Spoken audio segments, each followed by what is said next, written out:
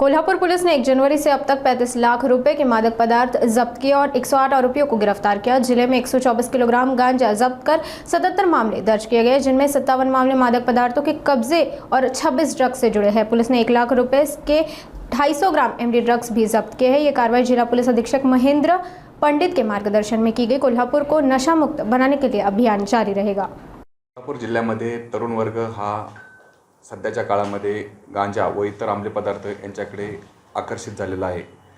याबाबतच्या विविध तक्रारी पोलीस नियंत्रण कक्ष त्याचप्रमाणे लोकप्रतिनिधी यांच्याकडून कोल्हापूर जिल्ह्याचे पोलीस अधीक्षक श्री महेंद्र पंडित साहेब यांना प्राप्त झाल्या होत्या। त्या अनुषंगाने कोल्हापूर जिल्ह्यामध्ये गांजा व इतर अंमली पदार्थ यांच्याविरुद्ध कारवाई करण्याची विशेष मोहीम कोल्हापूर जिल्ह्यामध्ये 1 जानेवारी 25 पासून सुरू करण्यात आलेली आहे।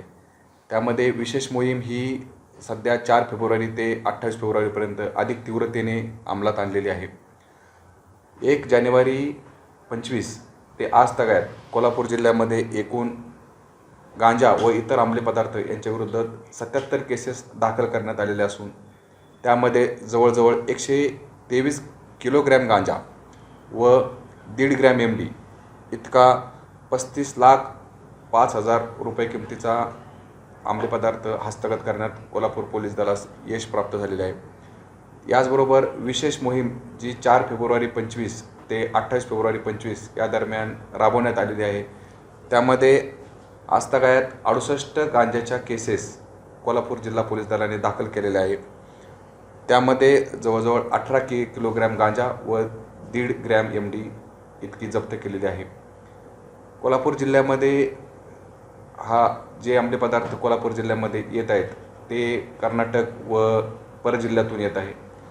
आता ज्या केसेस कोल्हापूर जिल्ह्यामध्ये दाखल करण्यात आलेल्या आहेत त्या केसेसमध्ये गांजा सेवन करणारे तसेच गांजा बाळगणारे यांना देखील आरोपी करून ज्यांच्याकडून हे अंमली पदार्थ कोल्हापूर जिल्ह्यामध्ये येत आहेत त्यांना देखील आरोपी केलेले आहे। त्यांच्यावरती देखील कठोर कारवाई करण्यात आलेली आहे। यापुढे भविष्यामध्ये ज्या व्यक्तींकडे गांजा जवळ सापडेल किंवा जे गांजा विक्री करतील त्यांच्या NDPS कायद्यातील अधिनियमांतर्गत त्यांच्या मालमत्ता देखील जप्त करण्याचे आदेश कोल्हापूर जिल्ह्याचे पोलीस अधीक्षक श्री महेंद्र पंडित साहेब यांनी जिल्ह्यातील सर्व प्रभारी अधिकारी तसेच स्थानिक गुन्हे शाखा यांना दिलेले आहेत। त्यांच्या यापुढे भविष्यात मालमत्ता देखील जप्त करण्यात येणार आहेत।